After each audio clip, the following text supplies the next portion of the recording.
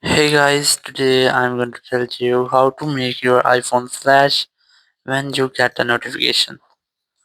If you're using any iPhone and you want to make your iPhone flash when you get any notification, so let's see how can you easily do that. You just have to open up your settings. In settings, just scroll down and look for the accessibility option. Simply select that. And from here, you just have to scroll down again and you will get the option of audio and visual. Select that option. And now further scroll down and you will get the option of LED flash for alerts. So you have to tap on it and you have to enable these toggles.